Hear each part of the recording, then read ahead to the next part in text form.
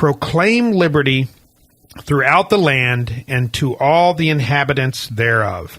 So, Sean, in the next few days, as we celebrate the 4th of July, as we celebrate Independence Day, I know that I intend to reflect and sit down with my children and reiterate to them and go over the founding of our nation and the history it involved, and that we had a group of individuals that would not be contained, that would have liberty or death, as Patrick Henry famously said, that they started a new life in the new world, and in order to get away from tyranny, religious oppression, and so forth. And so from a positive standpoint, we need to reflect on that, but we can't lose sight of that, because in today's day and age, we again, I think, face tremendous threats against our liberty.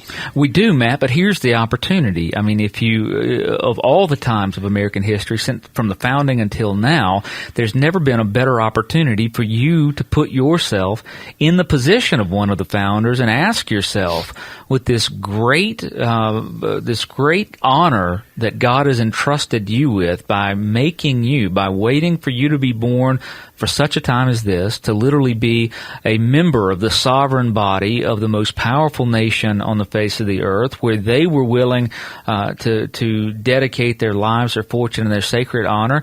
What are you willing to do to begin thinking like a founder? Don't think like a follower. Take this 4th of July and acknowledge the fact that God's blessed you with a leadership role in the United States merely by the fact that you're a citizen of the United States.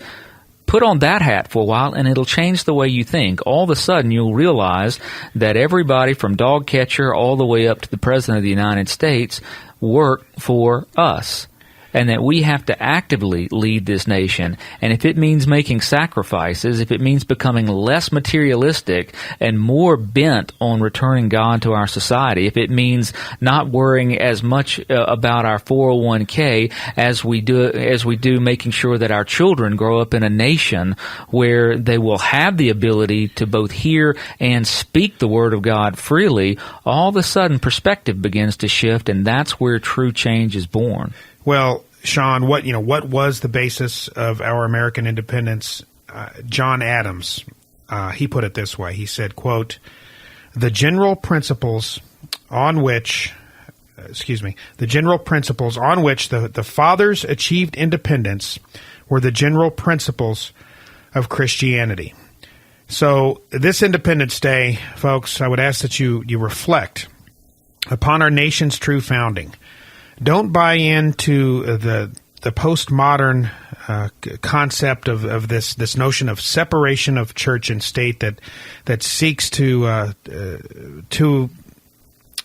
put forward the notion that there is no religion, can be no exercise of religion in any public forum.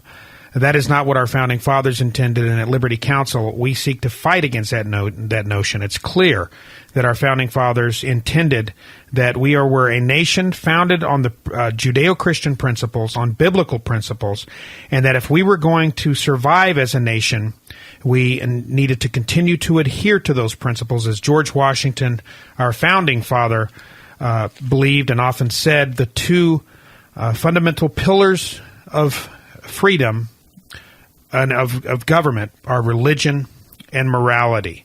This Independence Day, let's remember that. Let's remember the words of George Washington, and let's stand firm for our nation's true founding.